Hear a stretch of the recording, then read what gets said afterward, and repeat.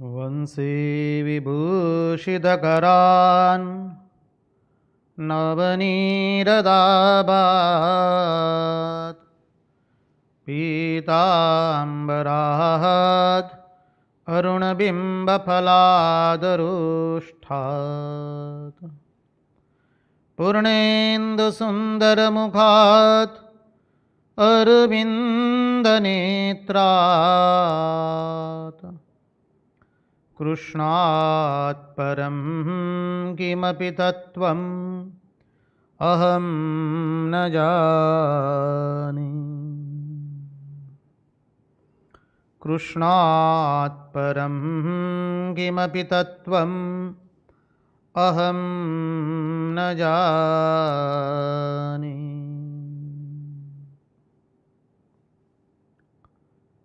स्वस्ति श्रीगणेशाय नमः। श्रीसरस्वत्यै नमः। श्रीगुरुभ्यो नमः। नारायणं नमस्कृत्यं नरं चैव नरोत्तमं देवीं सरस्वतीं व्यास ततो जयमुदीरयेत्। नमस्ते शारदे देवी सरस्वती मतिप्रदे वसत्वं मम जिह्वाग्रे सर्वविद्याप्रदा भव। सच्चिदानन्दरूपाय विश्वोत्पत्त्यादिहेतवे तापत्रयविनाशाय श्रीकृष्णाय वयं नुमः। ॐ नमः परमहंसास्वादित चरणकमलचिन्मकरन्दाय भक्तजनमानसनिवासाय श्रीरामचन्द्राय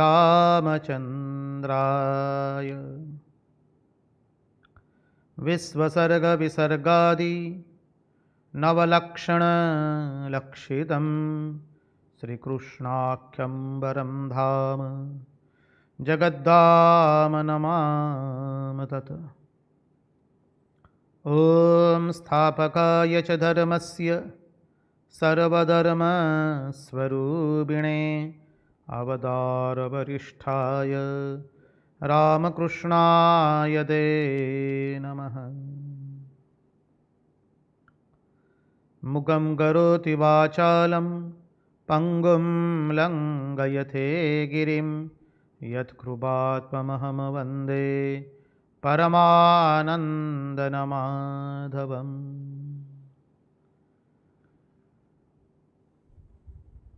कृष्ण कन्हैया लाल की जय। भक्तवत्सल भगवान की जय। वृंदावन विहारी लाल की जय। भगवान श्री राम कृष्ण देव की जय। भागवत भगवान की जय। भागवत भक्त भगवान की जय। ओम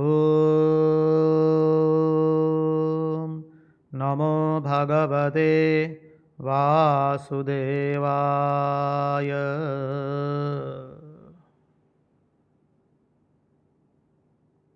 नारायण नारायण नारायण नारायण।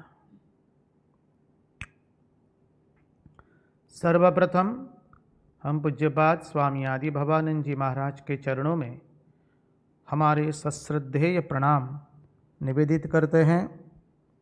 तत्पश्चात रामकृष्ण आश्रम राजकोट के अध्यक्ष पूज्यपाद स्वामी निखिलेश्वरानंद जी महाराज के चरणों में हमारे सश्रद्धेय प्रणाम निवेदित करते हैं।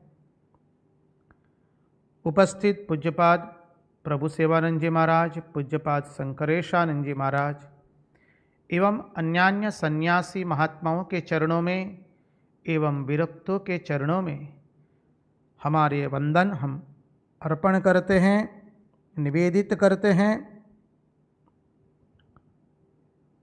और इस दृश्य श्राव्य माध्यम से जो कोई भी इस भागवत रसामृत का रसपान कर रहा है, उन सब के हृदय में निवासित उस अनंत अखंड अविनाशी परब्रह्म परमात्मा को मुहुर मुहुर वंदन करके आइए इस भागवत भगीरथी में हम अवगाहन करें।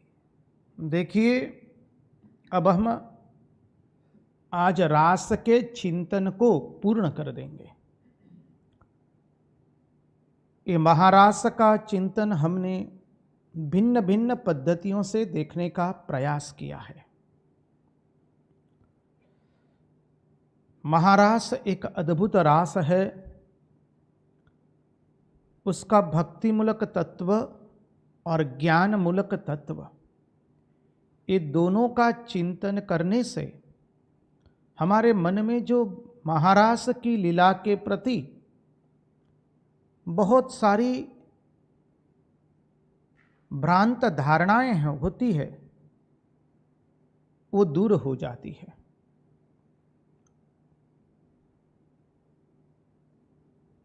ये महारास भगवान की रास लीला अर्थात रास पंचाध्यायी जो भागवत श्रीमद् भागवत महापुराण के 29वें अध्याय से शुरू होती है और 33वें अध्याय तक चलती है।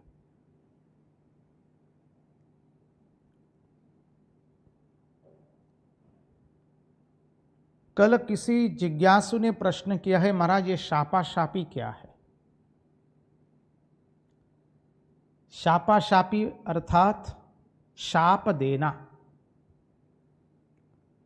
जिसे गुजराती में श्राप बोलते हैं। गुजरातीમાં કહીએ તો જો શ્રવણનો શ્ર છે, આપણે ત્યાં શ્ર લાગે છે, હિન્દીમાં પેલો શ લાગે છે, હિન્દીમાં શશીનો શ લાગે છે, એટલે શાપાશાપી। प्रेम एक ऐसी चीज है जहां पर आरोप एवं प्रत्यारोप होता है। जैसे प्रेम में शापाशापी होती है, उसका वो अर्थ है। अनेक जिज्ञासु ने, आप लोग जो जिज्ञासा व्यक्त करते हैं, पूज्य महाराज श्री लोग वो हमको बता देते हैं। और एक जिज्ञासु ने प्रश्न किया है,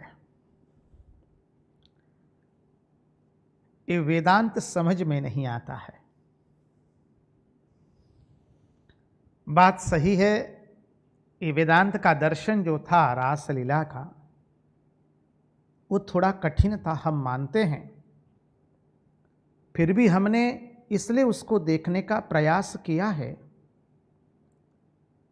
ताकि रास लीला केवल हमारे भाव का विषय न रह जाए। श्रीमद् भागवत महापुराण भक्ति, ज्ञान एवं वैराग्य के सहित ये तीनों प्रकट करने के लिए श्रीमद् भागवत महापुराण का अवतरण हुआ है। तो ये श्रीमद् भागवत महापुराण कई जो महारास लीला है, यदि केवल हम भावुकता से उसे देखेंगे तो देखिए, जो व्यक्ति भावुक बन जाता है, अधिक भावुक जो व्यक्ति होता है, वो धीरे धीरे कट्टर बनता है। भक्ति योग जो है, चारों योग देखे, ज्ञान योग, भक्ति योग, कर्म योग एवं राजयोग, 4 योगों की बात कह रहे थे, चिंतन कर रहे थे 4 योगों का।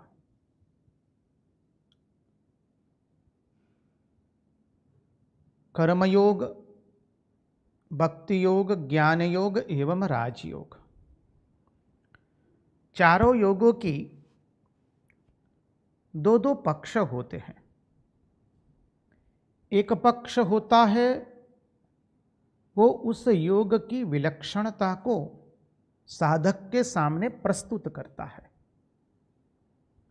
और दूसरा एक पक्ष होता है, यदि साधक सावधान न रहा तो उस योग के अंदर से वो कैसे पथभ्रष्ट हो जाता है। जैसे ज्ञान योग है, तो ज्ञान योग में नित्यानित्य वस्तु विवेक है। विवेक एवं विचार को प्राधान्य दिया गया है। वहां सगुण साकार के ईश्वर को महत्व नहीं दिया गया है। ना हम कर्ता ना हम भोक्ता, इस वस्तु विचार को प्राधान्यता दी गई है। परिणाम स्वरूप ज्ञानी मार्ग के कई साधक जब उस ज्ञान मार्ग का अक्षरशः पूर्ण रूप से पालन नहीं कर पाते हैं, तो वो जो वेदांत चिंतन है वो केवल मुंह में रह जाता है और क्रियाएं उस वेदांत चिंतन से विपरीत होने लगती है। इस बात पर थोड़ा ध्यान दिया जाए। जब वेदांत क्रिया में नहीं उतरता है, केवल मुंह में रह जाता है, इसलिए श्रीमद् भागवत के अंदर में ये दो प्रसंग आते हैं, असुर वेदांत एवं दैव वेदांत। दैव वेदांत क्या है? जिस वेदांत को हमने अपने आचरण में उतारा है। सिद्धांत का चिंतन करें यदि, तो जब हमारा ज्ञान उस ज्ञान के मुताबिक हमारा कर्म नहीं होता है, ध्यान से श्रवण कीजिएगा, ज्ञान के मुताबिक कर्म नहीं होता है तो कर्म के मुताबिक ज्ञान हो जाता है, परिस्थिति विपरीत हो जाती है। ज्ञान के मुताबिक कर्म नहीं रहता है तो कर्म के मुताबिक ज्ञान हो जाता है। ज्ञान है हमारा वेदांत का, लेकिन कर्म में उसका सामंजस्य नहीं है। तो बातें तो करते हैं हम वेदांत की और कार्य कर रहे हैं भोगी का, कार्य कर रहे हैं कर्तापने का, कार्य कर रहे हैं इंद्रियों के आनंद उठाने का। श्री रामकृष्ण देव के जीवन में यह प्रसंग आता है। पंचवटी में एक योगी आया था, ऐसा वेदांती, वेदांत की बड़ी बड़ी बात करता था, लेकिन उसके कार्य में उस वेदांत का कहीं मेल नहीं था। श्री रामकृष्ण देव उस व्यक्ति के पास जाते हैं और उससे कहते हैं, तुम वेदांत की तो बात बड़ी बड़ी करते हो, लेकिन तुम्हारे कार्य में उसकी संगति नहीं लगती है। तब वह साधु कहता है, अरे मैं तो कुछ भी करूं, मैं तो करता नहीं हूं, भोगता नहीं हूं, इसलिए मैं जो चाहे वो कर सकता हूं, उसका कोई असर हमारे ऊपर नहीं पड़ता है। वेदांत का सिद्धांत है, ना हम करता ना हम भोगता। श्री रामकृष्ण देव थोड़े नाराज होकर के कहते हैं, अरे धूल पड़ी तुम्हारे इस वेदांत में, मैं उस वेदांत को नहीं मानता हूं। देखिए श्री रामकृष्ण देव कितनी अद्भुत बात बताते हैं। मैं उस वेदांत को नहीं मानता हूं जिस वेदांत को हम कार्य में परिणत न कर सके और जो वेदांत की संगति हमारे कार्य में न लगे। हिरण्याक्ष एवं हिरण्यकशिपु दो असुर थे। हिरण्याक्ष की मृत्यु हुई, वराह भगवान ने हिरण्याक्ष का वध कर दिया। हिरण्याक्ष की मृत्यु पर हिरण्यकशिपु अपनी मां को वेदांत का उपदेश देता है। बहुत बड़ा उपदेश दिया है उसने, श्रीमद् भागवत में वर्णित है। ऐसी बड़ी बड़ी वेदांत की बातें की है। अब वेदांत की बड़ी बड़ी बातें करके वही हिरण्यकशिपु तप करने जाता है। तप किस लिए करता है? अपने शरीर को अमर बनाने के लिए। देखिए, वेदांत की संगति लगी नहीं कार्य में। मुख में है मैं शरीर नहीं हूं, और कार्य में क्या है परिणत? इस शरीर को ही अमर बनाने के लिए उसने घनघोर तपस्या की है। क्यों? क्योंकि उस वेदांत की कार्य में संगति नहीं लगी है, इसी के कारण। तो ये ज्ञान योग का जो एक पक्ष है, ज्ञान योग की विलक्षणता बताई है शास्त्रों ने, और सावधान किया साधक को कि ज्ञान के मुताबिक कर्म नहीं होगा तो कर्म के मुताबिक ज्ञान हो जाएगा। कर्म के मुताबिक ज्ञान हो जाएगा, उसके गुणार्थ को समझने का प्रयास कीजिए।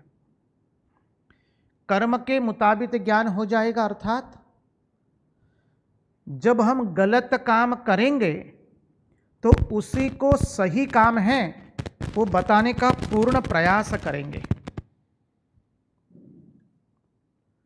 हम गलत कार्य को भी वो वेदांत का ही नाम दे देंगे। हमारे भोगों को भी हम ज्ञान का नाम देंगे, वेदांत का नाम देंगे। ज्ञान के मुताबिक कर्म नहीं होने से कर्म के मुताबिक ज्ञान हो जाता है। एक ज्ञान योग की बात हुई। नारायण नारायण नारायण नारायण। अब आगे चले भक्ति योग में। भक्ति योग में साधक अपनी भावनाओं से ईश्वर की भक्ति करता है। सगुण साकार ईश्वर की पूजा करना प्रारंभ करता है। भक्ति में भावनाओं की अत्यंत आवश्यकता होती है। अब वह भक्ति जब ज्ञान एवं वैराग्य से संपुटित नहीं होती है तो वह भक्ति दंभ बन जाती है। वही भक्ति में भोग आ जाता है, समझिए। और वही भक्ति व्यक्ति को कट्टर बना देती है, कट्टरपंथी। देखिए, भक्ति के अंदर में ज्ञान का मात्रा नहीं रही, वैराग्य की मात्रा नहीं रही, तो बोले होने दो हर रोज भगवान के लिए भोग होने दो। हर रोज 16-16 भोग बने, हर रोज अन्नकूट बने और माल मलिदा खाई जाए। बोले भगवान का प्रसाद है। समझिए, भक्ति में ज्ञान और वैराग्य रहा नहीं, भोग आ गया। तत्पश्चात भक्ति के अंदर में ज्ञान वैराग्य न रहने से भिन्न भिन्न वस्त्रों पहनने की इच्छा हो जाती है, अपने आप को सजाने की इच्छा हो जाती है। मन शरीर पर इतना आकृष्ट हो जाता है कि साधक शरीर के भोग में मग्न हो जाता है। तीसरा, उस भक्ति योग के अंदर में ज्ञान वैराग्य का अभाव रहा तो व्यक्ति कट्टर बन जाता है। वो कहेगा नहीं, ये सामने जो प्रतिमा जी रखी है वही श्री कृष्ण है, और छवि के अंदर में पीछे जो है वो श्री कृष्ण नहीं है, या छवि वाले ही केवल श्री रामकृष्ण देव है और इस प्रतिमा में जो है वो श्री रामकृष्ण देव नहीं है। अरे व्यक्ति इतनी कट्टर बन जाती है कि वो मुंह से कहती है कि वस्त्र को सीने का भी नहीं है। क्यों? बोले कृष्णपंथी वाले इतने कट्टर बन गए, अपने मुंह से शिव जी का नाम भी वो नहीं ले पा रहे हैं। इसलिए ऐसा नहीं कहते हैं कि भाई हमको वस्त्र को सीना है, उसमें शिव जी का स आ गया, बोले वो हमारे लिए वर्जित हो जाता है। ये भक्ति की कट्टरता है। क्यों? क्योंकि हमने केवल आकृतियों को ही परमेश्वर जान लिया। आकृतियां कभी परमेश्वर नहीं होती है। आकृतियों के पीछे जो आनंद घन, चिद घन, सदघन परमात्मा है, वह है असली। और उस चैतन्य को हमारा मन जिह्वा बन करके चाटता है। जब यह भाव नहीं रहता है भक्ति के अंदर में, तो व्यक्ति समझता है कि इस फोटो जब हमारे गुरु की छवि लगाई जाएगी, हमारे गुरु की प्रतिमा होगी, उसी को हम वंदन करेंगे। केवल कृष्ण मंदिर में जाएंगे, शिव मंदिर में नहीं जाएंगे। और शिव मंदिर वाले कहेंगे हम तो केवल माँ के मंदिर में नहीं जाएंगे, केवल शिव जी के ही मंदिर में जाएंगे, माँ के मंदिर और कृष्ण मंदिर में नहीं जाएंगे। उनके लिए भगवान के मंदिर भी अलग अलग हो जाते हैं। इसी तरह से अन्य मजहबों में भी यही होता है। भावनाओं को यदि ज्ञान एवं वैराग्य से परिपुष्टिता नहीं मिलती है, तो वो भावनाएं कट्टरता का स्वरूप धारण करती है। धीरे धीरे साधक का अधः पतन करती है। जहां संकीर्णता है, वहां पूर्ण रूप से धर्म प्रकट होता नहीं है, वहां पूर्ण रूप से अध्यात्म नहीं है।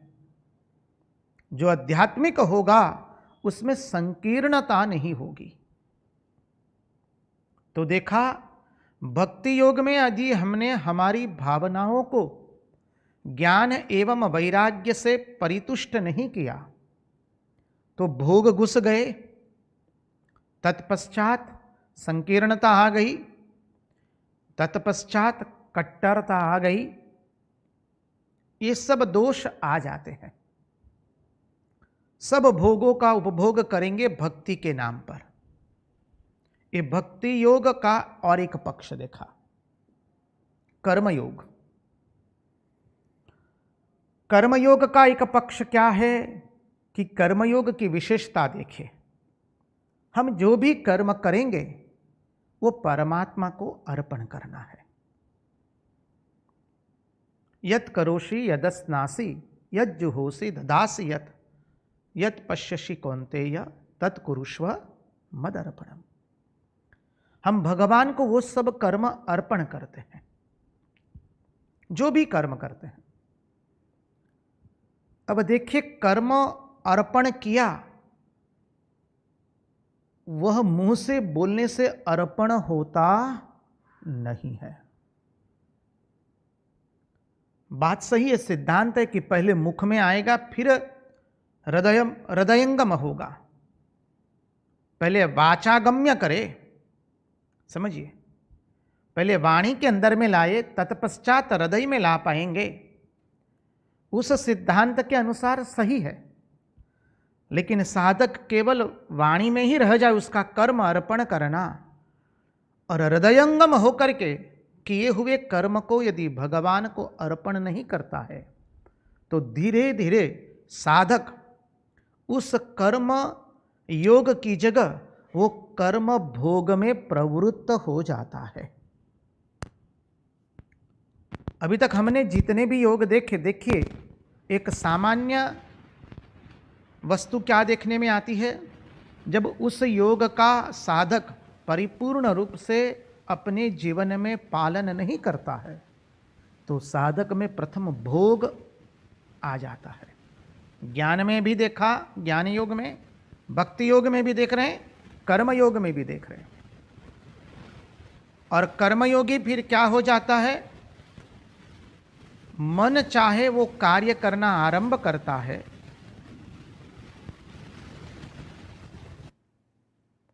मन चाहे वो कर्म कार्य करना आरंभ करता है और फिर उसे वो नाम देता है कर्मयोग।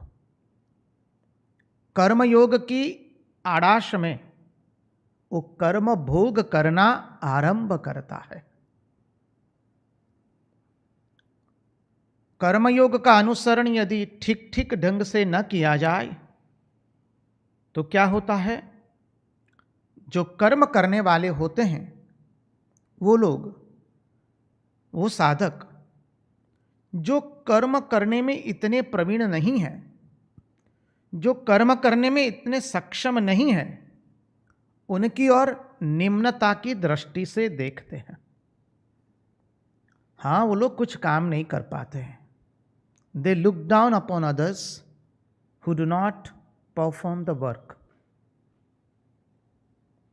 ये सबसे बड़ा भयस्थान है कर्मयोग में। इसलिए कर्मयोग में करते समय, करने से पहले साधक को चिंतन करना है कि हम किस लिए कर्म कर रहे हैं, इस कर्म करने के पीछे मेरे उद्देश्य क्या है। इसलिए भागवत में हमने देखा, श्रीमद् भागवत महापुराण कहता है हमें कि प्रत्येक कर्म जो है वो उद्देश्य प्रधान कर्म बनाओ। प्रत्येक कर्म, बोले महाराज प्रत्येक कर्म के पहले कैसे हम उद्देश्य को अपनी दृष्टि में रखें। महात्मा लोग, आचार्य लोग भिन्न भिन्न पद्धतियां कहते हैं। बोले प्रातः उठ करके सर्वप्रथम आप अपने शयन खंड में ही भगवान से प्रार्थना कीजिए, उठ के तुरंत, हे प्रभु आज से जो भी कर्म मैं करूंगा आज के दिन के लिए, वो सभी कर्म मैं तुम्हें अर्पण करने के लिए कर रहा हूं। हे प्रभु हमारे चित्त में इस वृत्ति को बिठा दीजिए, अब से मैं जो भी कर्म करूंगा वो केवल तुम्हें प्रसन्न करने के लिए कर रहा हूं, और मेरा प्रत्येक कर्म एक ही उद्देश्य के लिए है, भगवत प्राप्ति के लिए, भगवदाकार वृत्ति बनाने के लिए, या भगवान के दर्शन के लिए। चाहे वो स्नान करने का हो, बाह्य शौच का हो, अंतः शौच का हो, चाहे गृह में झाड़ू पोछा लगाना हो, या किसान किसानगिरी करे, जूते बनाने वाले जूते बनाएं, या कोई वेदाध्ययन करे, या सत्संग करे, या कोई व्यवसाय करे, या कोई नौकरी करे। कोई भी कर्म जो है, कर्म स्वयं में जड़ नहीं है। क्षमा कीजिए, कर्म स्वयं में जड़ है। कर्म किसी को बांध सकता नहीं है, वो तो जड़ है। व्यक्ति स्वयं, साधक स्वयं अपने भीतर में छुपे हुए राग द्वेष के कारण वो कर्म से बंध जाता है। कर्म तो जड़ है। इसलिए कर्मयोग का अनुसरण साधक ठीक ठीक से नहीं करता है तो साधक में भोग वृत्ति शुरू हो जाती है। भगवान के कार्य के निमित्त वो अपनी इच्छाओं की पूर्ति करने के लिए कार्य का आरंभ करता है, और कर्म का एक नशा होता है। हम सब लोग कर्मयोग करने का प्रयास करते हैं, हम सभी लोग कर्म करते हैं, हम लोगों को मालूम है कि कर्म का क्या नशा होता है। तो ये हो गया कर्मयोग और राजयोग। योगी यदि ठीक से योग नहीं करता है तो वो भोगी बन जाता है। सिद्धियां आती है तो अपनी प्रसिद्धि के लिए उस सिद्धियों का प्रयोग करता है, अपने भोग को भुगतने के लिए उस सिद्धियों का प्रयोग करता है। श्री रामकृष्ण देव के जीवन के अंदर में ऐसे योगी आए हैं और श्री रामकृष्ण देव उनको पहचान करके उनकी जो बाधा थी उसको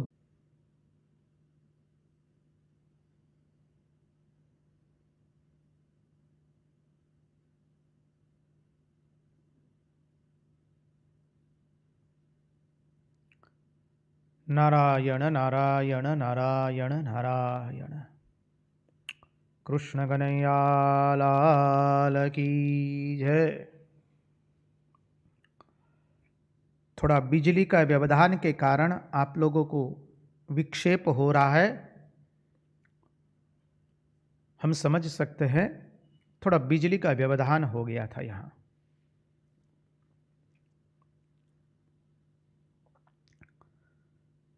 तो बिंदु को यदि आगे ले जाएं, चारों योग के बिंदु को,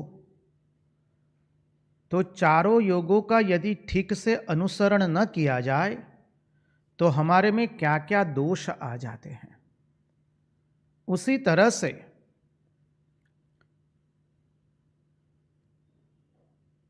चारों योग का संयोग करने को भी कहा गया है, और साधक यदि उच्च कक्षा का है तो किसी एक योग का आश्रय लेकर के उस योग के सहारे फिर वो अपनी साधना में अग्रसर होता है।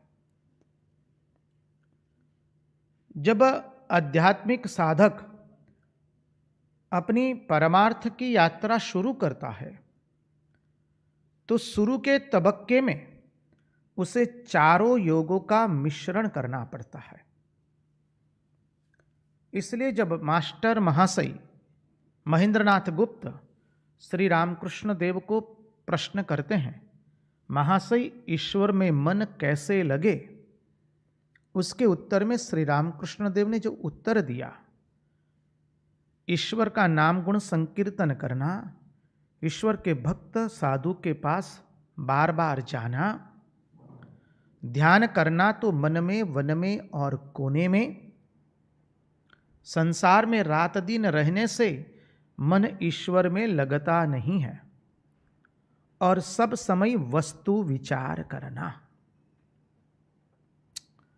देखिए, ये चारों योग का समन्वय करके बताया गया है। इसलिए स्वामी विवेकानंद कहते हैं, each soul is potentially divine, the goal is to manifest this divinity within, do this by controlling nature, internal and external. Do this either by work or worship, philosophy or psychic control, by one or more or all of this, and be free. This is the gist of religion. इसको समझने का प्रयास कीजिए। चारों योग का भी समन्वय करना है, और साधक जब अग्रसर होता है तो कोई एक योग का आश्रय करके वो आगे जाता है। और कैसे भी देखेंगे तो ये चारों योगों का समन्वय हमारे दैनंदिन जीवन में होता है। सुबह में हम जप करते हैं, ध्यान करते हैं, तो राजयोग जैसा, ध्यान योग जैसा हुआ। जप करते हैं तो भक्ति योग हुआ। भजन गाते हैं, भगवान का सत्संग करते हैं, वो भक्ति योग हुआ। कर्म में प्रवृत्त होते हैं, कर्म योग हुआ। और साथ साथ में हम विचार करते हैं, हम दृष्टा है, दृश्य नहीं है, तो ये ज्ञान योग भी हो गया। इसलिए हमने इस रास लीला का भिन्न भिन्न दृष्टि से चिंतन करने का प्रयास किया है। अब चले उस रास लीला के अंतिम छोर के अंदर में। पुनः एक बार स्मरण कर ले कि वह सच्चिदानंद का अनंत समुद्र है। उस सच्चिदानंद के समुद्र में ज्वार भाटा सब होता है। दो तरंगे उठती है, एक दूसरे से टकराती है और शांत हो जाती है। वो क्या है? भावों का विभिन्न अवस्थाओं में विलास है। समझिए, दूसरे शब्दों में कहें तो अनंत सदगन, अनंत चिदगन एवं अनंत आनंद घन ब्रह्म के रामराज्य में चल रहा रस का उल्लास है।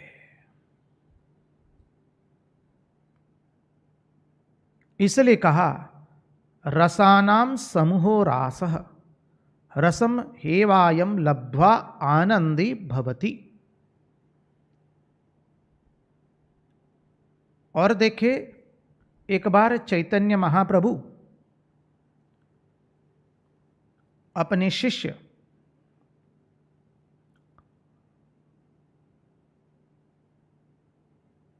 रामानंद राय से पूछ रहे हैं, रामानंद राय, भाव क्या है? तब रामानंद राय प्रत्युत्तर दे रहे हैं, भीतर के अंदर में जो रस का उद्दीपन होता है वो जब शांत होता है वही भाव बनता है। भीतर में जो सच्चिदानंद घन के प्रति हमारे हृदय में भावों का उद्दीपन होता है, रस का उद्दीपन होता है, वही भाव है।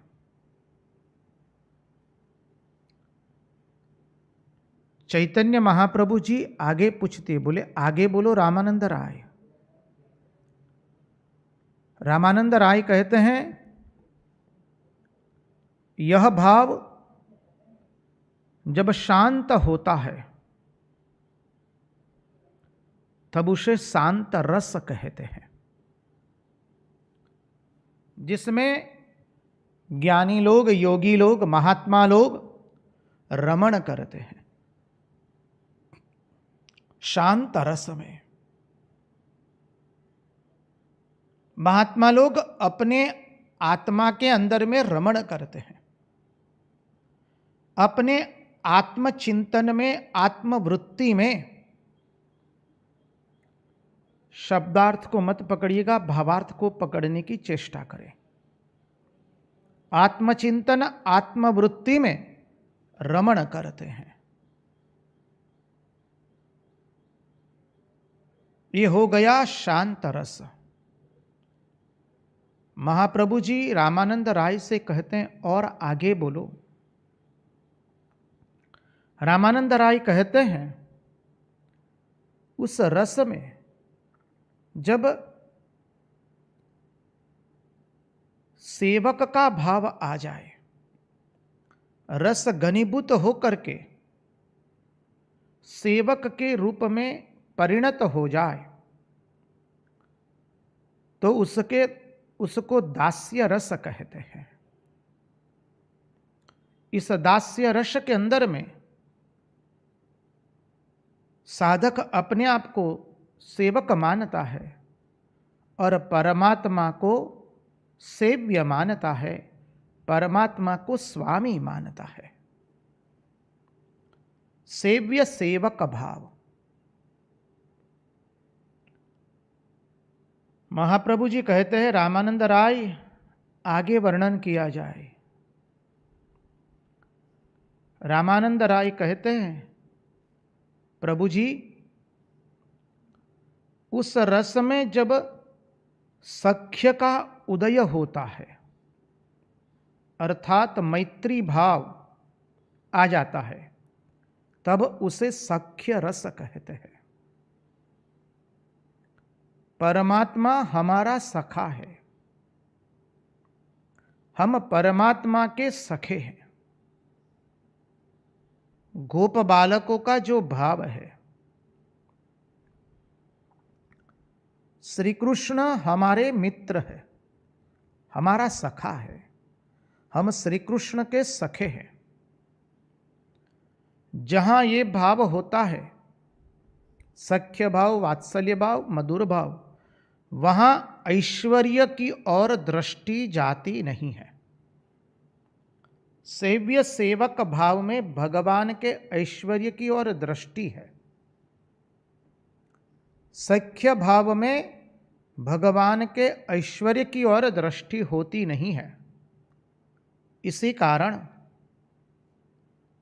गोप बालक को श्री कृष्ण को कहते हैं, जब खेलते हैं, खेल खेलते हैं, जब श्री कृष्ण का दल पराजित होता है, गोप बालक कहते हैं, अब तो कन्हैया हमको तुम्हारे कंधों पर बिठा करके भांडीर वन तक हमको ले जाना पड़ेगा। भगवान वो पूर्ण करते हैं, क्योंकि सख्य भाव है।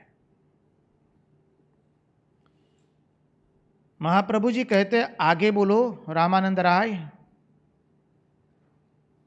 रामानंद राय आगे कहते महाराज, आगे का भाव तो बड़ा विलक्षण है, और उस भाव का नाम है वात्सल्य भाव। जैसे मां यशोदा जी का श्री कृष्ण के प्रति है, श्री कृष्ण मेरी संतान है, कन्हैया मेरी संतान है। देखिए, वात्सल्य भाव की बाल्य लीलाओं में तो पूर्ण रूप से प्रकट होता ही है। कल हमने थोड़ा चिंतन करने का प्रयास किया था। क्या, जब श्री कृष्ण वृंदावन का त्याग करने के पश्चात प्रथम बार जब कुरुक्षेत्र में नंद बाबा एवं यशोदा जी से उनका मिलाप होता है, मैया दोनों पुत्रों को अपनी गोदी में बिठा लेती है। 80 साल के बाद मुलाकात हुई है, और मैया के वक्षस्थल से दूध की धाराएं छूटती है। वात्सल्य भाव है मां का भगवान के प्रति। यशोदा मैया का जैसे बाल श्री कृष्ण के प्रति वात्सल्य भाव है।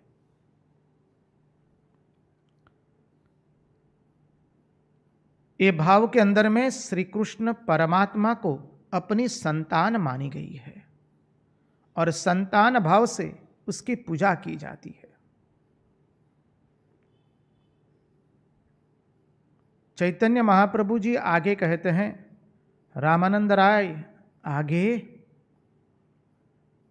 रामानंद राय कहते हैं, महाराज आगे जो भाव है उसका क्या वर्णन करूं, वो तो मधुर भाव है। जहां श्री कृष्ण के अपने परमात्मा को अपने पति के रूप में वर्ण किया जाता है। देखिए, हमारे वैदिक सनातन धर्म में जो भार्या होती है, उस भार्या के अंदर में ये सभी रस विद्यमान होते हैं, इसलिए उसको अर्धांगिनी कहा गया है, भार्या कहा गया है, और उसको सहधर्मिणी कहा गया है। एक एक विशेषण की ओर आप दृष्टि करेंगे, आचार्य लोग अद्भुत अद्भुत अर्थ प्रकट करते हैं। विशेष करके धर्म मीमांसा पढ़ेंगे तो समझ में आवेगा। संक्षिप्त में देखें, नारी किसे कहते हैं, सहधर्मिणी किसे कहते हैं, स्त्री किसे कहते हैं, अर्धांगिनी किसे कहते हैं? जो अपने स्वामी को धर्म के पथ पर ले जाए उसका नाम है नारी। जो अपने स्वामी को परमात्मा की और उनकी वृत्तियों को मोड़ने में सहायक बने, वो है नारी। इसलिए जब श्री रामकृष्ण देव ने मां शारदा को कहा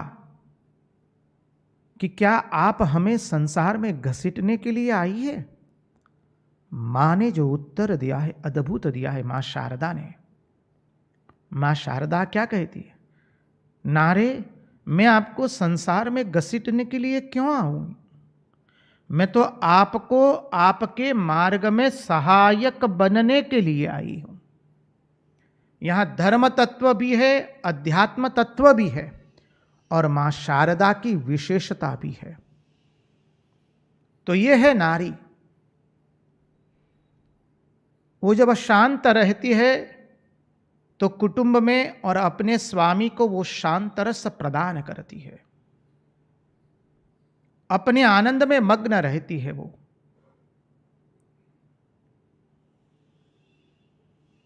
वो अपने स्वामी की एवं कुटुंबियों की दास्य भाव से सेवा करती है, इसलिए उसमें दास्य भाव, दास्य रस भी है।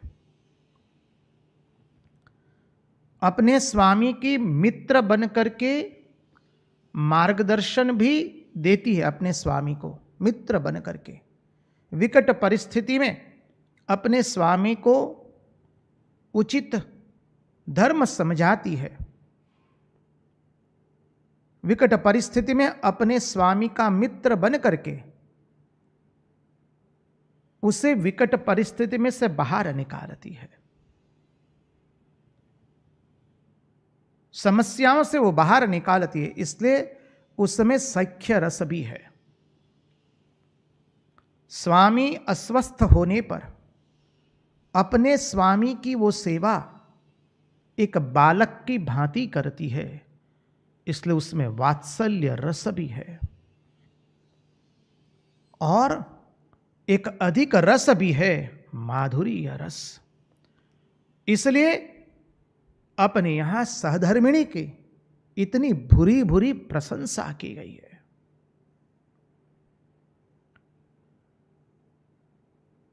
नारी की इतनी प्रशंसा की गई है। और आज के वर्तमान युग की माताओं को प्रिय लगे एक ऐसी बात बता दे यदि हम, तो भागवत में किसी भी मातृरूपा नारी का ब्याह उसकी पसंद के बिना हुआ ही नहीं है। पूरे समग्र भागवत में देख लीजिएगा।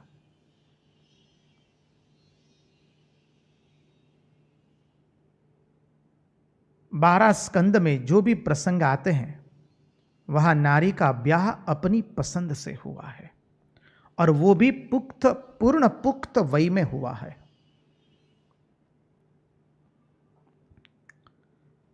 चैतन्य महाप्रभु कहते रामानंद राय आगे का भाव।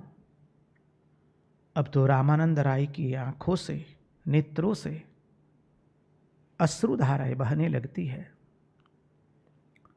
बोले महाराज हम आगे का भाव क्या वर्णन करें, वो तो गोपियों का भाव है। हाथ जोड़ करके रामानंद राय भूमिष्ठ होके मुहुर मुहुर वंदन करके कहते हैं, गोपियों का वह भाव जहां उनमें उनके स्वयं के अंदर में भोक्तापन नहीं है। अपने सुख के लिए वो किसी को प्रेम नहीं करती है, दूसरे को, अपने प्रेमी को सुख प्रदान करने के लिए वो अपने प्रियतम से प्रेम करती है। गोपियों के अंदर में लेशमात्र वो भाव नहीं है स्वयं को सुखी करने का। इसलिए तो जब उद्धव जी आए और गोपियों के विरह की जो दशा देखी, उद्धव जी कहते आप चिंता मत कीजिए, श्री कृष्ण हमारी बात रखते हैं। मैं अभी श्री कृष्ण को लेके आऊंगा मथुरा से। गोपियां कहती हैं, हे उद्धव, यदि श्री कृष्ण आवेंगे तो हमें आनंद अवश्य होगा, लेकिन देखो उनको मथुरा छोड़ करके वृंदावन आने में किंचित भी कष्ट हो या असुविधा हो या उनके कार्य में बाधा पड़ती हो तो वो तनिक भी ना आए।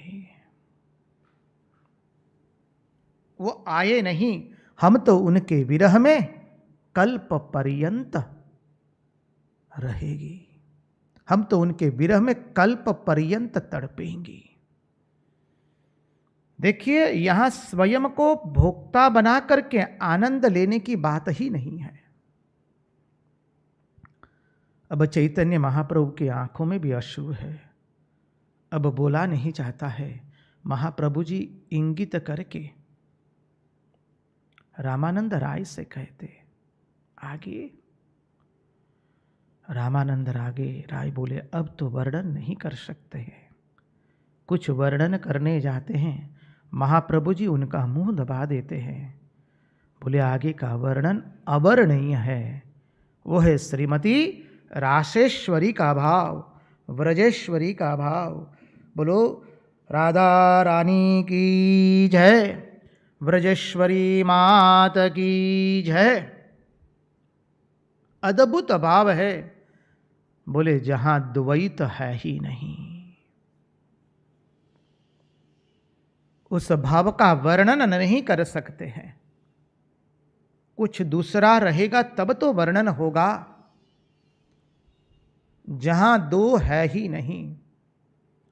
इसलिए श्री कृष्ण के दृश्य कभी राधा रानी नहीं हुए, और राधा रानी के दृश्य कभी श्री कृष्ण नहीं बने।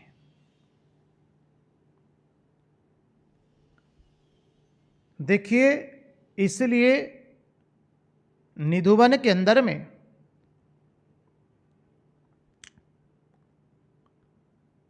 हरिदास जी महाराज रहते हैं। आप लोग निधुवन गए होंगे, वहां देखा है।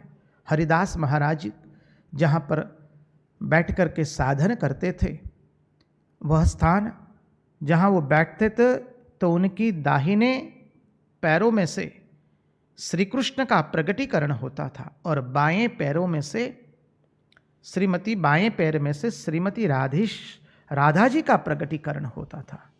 और वो दोनों धीरे धीरे एक बन जाते थे, और वही बांके बिहारी बन करके आए। वही बांके बिहारी का वृंदावन में मंदिर है। बांके बिहारी लाल की जय। हरिदास जी महाराज, उनके सामने भगवान स्वयं नृत्य करते थे जब पद गाते थे। आप लोग जानते हैं, निधुवन में आज तक कोई पशु पक्षी मनुष्य कोई रात्रिवास नहीं कर सकता है। एकमात्र हरिदास जी महाराज ही कर पाए थे।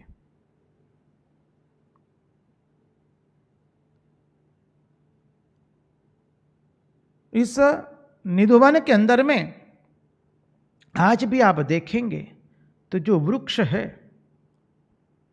उसका भाव ही अलग है। आप जाएंगे तो वृक्ष भी इतने बड़े नहीं दिखाई देते हैं।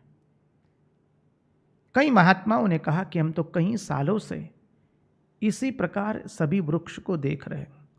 थोड़ी छटाई होती है वो अलग बात है, वरना ये सभी वृक्ष ऐसे ही है। महात्माओं का कहना है यही सभी वृक्ष रात्रि में गोपियां बन करके, सहस्र सहस्र गोपियां बन करके भगवान के साथ नृत्य करते हैं, रास खेलते हैं।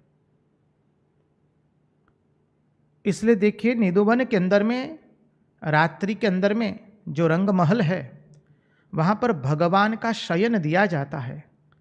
भगवान के शयन में पान दिया जाता है, लड्डू दिया जाता है, दातुन रखा जाता है और शयन तैयार किया जाता है। और पुजारी कमाड़ बंद करके चले जाते हैं। सुबह आते ही वो लोग पाते हैं लड्डू टूटे हुए हैं, पान चबाया हुआ है, दातुन चबाया हुआ है। आज भी कई सालों से एक क्रम जारी है। कितनी परीक्षाएं करने की कोशिश की गई, सीसीटीवी लगा करके, कुछ भी हाथ लगा नहीं है। ये भगवान की एक अलौकिक दिव्य लीला है। अभी इस लीला का समापन की ओर हम जा रहे हैं। वहां परीक्षित राजा प्रश्न करने वाले हैं। उसके पहले महाराज से विनती करेंगे, एक छोटा सा भजन गाइए। जोई मूर्ति मनोहर તારી માવારે મારા નેણા લોભાણા જોઈ મૂર્તિ મનોહર તારી માવારે મારા નેણા લોભાણા મોડીડા ઉપર નવલા કલંગી મોડીડા ઉપર નવલા કલંગી શોભે છે અતિ સારી માવારે મારા નેણા લોભાણા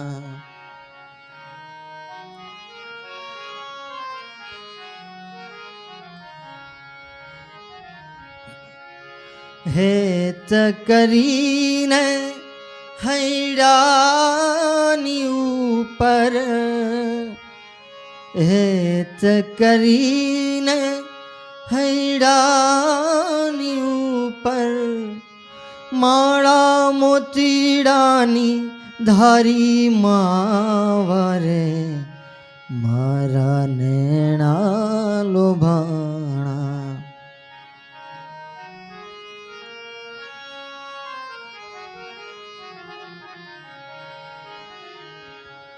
અતિરે શોભે છે છાતી ઉપડતી અતિરે શોભે છે છાતી ઉપડતી ચાલ જગતથી ન્યારી માવારે મારા નેણા લોભાણા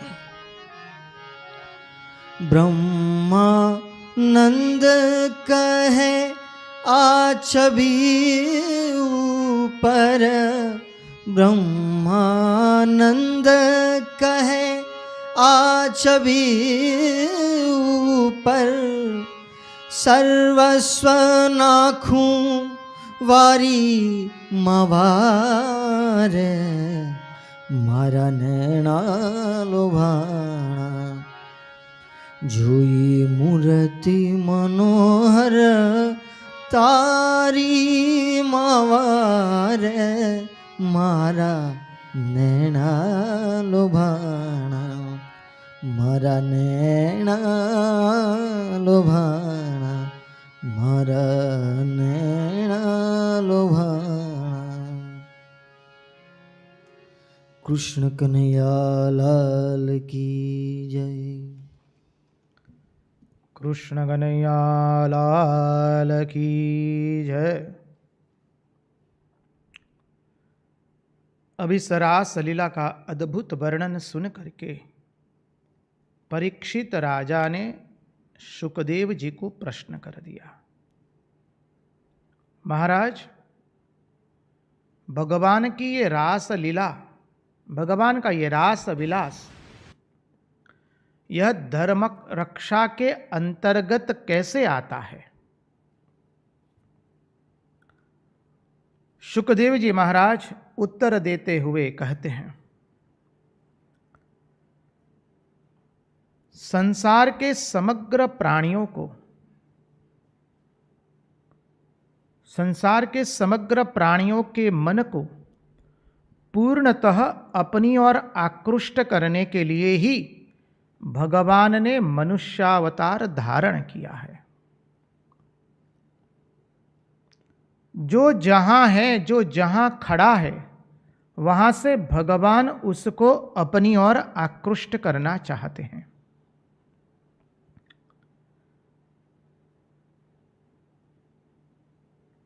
इसलिए यदि जीवन मुक्त भगवान के पास आ सकता है तो कामी से कामी भी भगवान के पास आ सकता है। जीवन मुक्त यदि भगवान की ओर आकृष्ट होता है तो कामी से कामी व्यक्ति भी भगवान की ओर आकृष्ट क्यों ना हो पाए। अरे कामी से कामी और अर्थ के पीछे पागल व्यक्ति भी भगवान के पीछे आकृष्ट हो, यही इस लीला का रहस्य है। श्री कृष्ण की लीला केवल ज्ञानियों के लिए, भक्तों के लिए नहीं है। भगवान के प्रत्येक व्यक्ति के लिए, ईश्वर में संसार के प्रत्येक व्यक्ति के लिए यह लीला है। अवतार का प्रयोजन ही यह है। अवतार कतिपय व्यक्तियों के लिए नहीं आता है। अवतार केवल ज्ञानियों के लिए आए, सन्यासियों के लिए आए तो उसे अवतार नहीं कह सकते हैं। अवतार केवल भक्तों के लिए आए और दुखी लोगों के लिए आए तो उसे अवतार नहीं कह सकते हैं। अवतार केवल श्रीमंतों के लिए आए, शिक्षित लोगों के लिए आए, आचारनिष्ठ लोगों के लिए केवल आए तो भी उसे अवतार नहीं कह सकते हैं। अवतार तो वही है जो सबके मन को अपनी ओर आकृष्ट करने के लिए आए। जो जहां खड़ा है, शिक्षित अशिक्षित, धनी गरीब, संत पापी जन, पुण्यशाली पापी, सदात्मा दुरात्मा, कामी से कामी और धर्मी से धर्मी, अर्थी से अर्थी और भगवत प्रेमी से भी भगवत प्रेमी, सभी लोगों के लिए, जितने मनुष्य है, पशु पक्षी, सभी जो पंच महाभूत से निर्मित है, उन सबके मन को अपनी ओर आकृष्ट करने के लिए ही अवतार प्रकट होता है। अवतार कतिपय लोगों के लिए कतई आता नहीं है। इसलिए इस अवतार तत्व पर खड़े होकर के मां ने कहा है, जैसा मेरा शरत अर्थात शरत महाराज यानी स्वामी शारदानंद जी महाराज जो त्यागी सन्यासी शिष्य थे, मां शारदा देवी कहती है जैसा मेरा शरत वैसे ही मेरा अमजाद, क्योंकि मां सबके लिए है, केवल सन्यासियों के लिए नहीं, डकैतों के लिए भी है, दुखी के लिए है, सुखी लोगों के लिए भी है, शिक्षित के लिए है, अशिक्षित के लिए भी है, भोगी के लिए भी है, कामी लोगों के लिए भी है, अर्थ के पीछे घूमने वाले उनके लिए भी है। अवतार का उद्देश्य ही यह है, जो जहां है वहां से उन भगवान अपनी ओर आकृष्ट करे, वो अवतार का उद्देश्य है। विषय देख करके काम देखकर और जीवन मुक्त उनको अपनी आत्मा के रूप में आस्वादन करने लगता है। यह अवतार तत्व का उद्देश्य है। देखिए, एक सत्य घटना बताएं। एक चोर भागवत कथा या सत्संग का आयोजन हुआ था, वहां पर चोरी करने आया है, माताओं के गहने चोरी करने के लिए। अब जो कथावाचक है वो भगवान के स्वरूप का वर्णन कर रहे हैं कि भगवान श्री कृष्ण जो बाल स्वरूप हैं, उनके श्रीअंग पर कितने कितने सुंदर सुंदर गहने हैं, कितने सुंदर आभूषण हैं। अब चोर वो भी सुनता है जो चोरी करने आया है। वो जब वर्णन सुनता है तो उसे होता है कि मैं क्या कर रहा हूं, ये छोटी मोटी चोरी काहे को करने की, एकाध गहना कितनी मुश्किल से चुरा सकता हूं। यहां पर ये महात्मा जो वर्णन करते वही असली चोर है। उसी के आभूषणों को यदि चोरा जाए तो मेरा काम बन जाएगा। है बालक, इतने सारे आभूषणों से वो लदा हुआ है, बस पता कर ले कि वो कहाँ है। महात्मा ने कथा प्रसंग में कहा, वो तो वृंदावन के वन में रहता है। बस चोर ने सत्संग में चोरी करने का मन जो बनाया था वो त्याग करके वो वृंदावन की ओर चल पड़ा। पूछते गया वृंदावन कहाँ है। वृंदावन पहुंचता है अनेक दिनों की यात्रा करके। इस यात्रा में उसने क्या चिंतन किया है, वो जो बालक है उसके पर बहुत सारे गहने हैं सुंदर, उसको मुझे लूटना है। और बालक के स्वरूप का चिंतन किया कि बालक का सुंदर मुख है, उसके मुख पर ये गहने हैं, गले में ये हार है, मणि है, इत्यादि इत्यादि। सतत बालक का वो चिंतन कर रहा है, क्योंकि उसे आभूषणों की चोरी करनी है। वृंदावन में आया, किसी महात्मा से ही पूछ लिया कि ऐसा बालक कहाँ है। महात्मा भाव को समझ गए। महात्मा ने कह दिया, ये वन की ओर अग्रसर हो जाओ, तुमको ये बालक मिलेगा। बोले ठीक महाराज, पाई लागू। व्यक्ति अग्रसर हो गया, वन में जाता है, घनघोर वन है। उसने सोचा निश्चित अब बालक आना चाहिए। वो वृक्ष पर चढ़ गया और प्रतीक्षा करने लगा। एक दिन व्यतीत हुआ, नहीं आया। बोले अब दूसरे दिन आएगा, शायद तीसरे दिन आएगा। बालक का इतना चिंतन हुआ कि वो स्वयं बालक दूर से आना शुरू हो गया। आगे आगे गैया है और पीछे वो बालक है। सुंदर अपने अधरों पर बंसी धारण करके, वक्षस्थल पर के जैसे मणि धारण किया है, कौस्तुभ मणि, कंगन पहने, कंदोरा पहना है, करधनी पहनी है, बाजू पहने हैं। न जाने कितने सारे गहनों से लदा हुआ बालक वो आ रहा है। बस वो चोर दूर से देखता है, बस यही तो बालक है, और वो आ रहा है अकेले। बस आज तो सब गहने उसके लूट लूंगा। और वो बालक की ओर बस एक चित्त से बालक की ओर दृष्टि कर रहा है। धीरे ही धीरे वो बालक नजदीक आ जाता है। चोर से रहा नहीं गया, वो वृक्ष पर से नीचे उतरता है और बालक की ओर एक टस देखता रहता है। बालक मंद मंद मुस्कुराता है। चोर अपने आप को भूल करके बालक की मुस्कान के अंदर में मशगूल हो गया, बालक के सौंदर्य के अंदर में मशगूल हो गया। बालक कहते हैं, आप तो कुछ लेना चाहते हैं, लीजिए ना, क्या लेंगे। अब चोर से रहा नहीं गया, उसके नेत्रों से अश्रुधाराएं प्रकट होती है। वो कहता है, अरे क्या लूं, तुझे देखने के बाद तो तुझे लेने की इच्छा है, अब और कुछ लेने की इच्छा नहीं है, ये सब फीका पड़ गया है, मुझे तो तू चाहिए। बालक आजा, मेरे वक्षस्थल से लग जा। श्री कृष्ण को गले से लगा लिया और नेत्रों से अश्रुओं की अविरत धारा चल रही है। क्या वर्णन बताए महात्माओं ने, ये सत्य प्रसंग का वर्णन करते हुए कहा है। ऐसे ऐसे उदाहरण आपको हम कहेंगे। अभी जो उदाहरण बताएंगे वो तो कुछ साल पहले बने हैं, 10 साल पहले, जैसे 10 साल नहीं, जैसे 7-8 साल पहले बने हैं।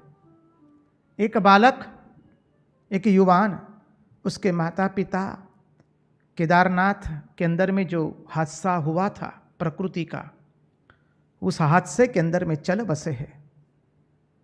वह बालक भगवान में नहीं मानता था। माता पिता का ऐसा शोक लगा है, वो सब कुछ छोड़ छाड़ करके वृंदावन आया है, क्योंकि माता पिता श्री कृष्ण के भक्त थे। कहानी हम अत्यंत संक्षिप्त में बता रहे, कहानी नहीं है, प्रसंग है, सत्य घटना है। वो युवान आ गया यमुना जी के किनारे, वृंदावन में बैठा है, कड़ाके की भूख लगी है। उसका वेश देखेंगे तो जैसे एक फटे बेहाल हो गया है, फटीचर के जैसा उसका वेश हो गया है। जमुना जी के किनारे क्षुधार्त बैठा है, बहुत भूख लगी है, हृदय में तड़पन भी है। अब क्या करूं, कुछ समझ में नहीं आ रहा है। इतने में दूर से देख रहा है कि एक बालक आया है। क्या सुंदर स्वरूप है उस बालक का, अद्भुत स्वरूप है। बालक आके कहता है, क्या रे भैया, कुछ खाए हो? वो बोलता, यहां तो मरने के लिए आए और तुम खाने की बात कर रहे हो। वो बालक कहते, चलो चलो हम बाबा के आश्रम में तुमको ले चले। बालक हाथ पकड़ करके उस व्यक्ति को एक मठ में ले आता है, और मठ के जो महंत थे, मठाधीश, उनके सामने आकर के कहता है, देखो ये बालक हर रोज यहीं पर अब रहेगा, आज से उसको हर रोज खाना देना, यहां रहने देना, और उस बालक को, युवान को कह देना, देखो, युवान को कहा उसने, हर रोज वृंदावन की परिक्रमा करना तुम, और ये आज से यहीं पर रहेगा, याद रहे। मठाधीश भी कुछ बोल नहीं पाए, बोले हाँ अवश्य। बालक को, जो युवान था, उसे खाना खिलाया। बाद में उसके पूछा, भाई तुम कहाँ से हो? तो उसने बताया, अपना परिचय दिया। बोले वो कौन था जो तुमको यहाँ लेके आया? बोले वो तो मुझे भी मालूम नहीं है, मैं सोचता हूँ कि आपका वो परिचित है। अरे बोले ना बाबा, भाई हम तो वृंदावन में पहली बार देखे हैं उसको। बोले कौन है? देखो, जाओ जल्दी, दौड़ो दौड़ो, कौन है? सब दौड़े चारों ओर, कोई हाथ लगा नहीं है। और उस युवान को कह दिया है, हर रोज वृंदावन की परिक्रमा करना और मेरी कथा सुनना, बस। ऐसे कितने तो भगवान जो है हर एक के लिए आते हैं, कामी के लिए भी, अर्थी के लिए भी।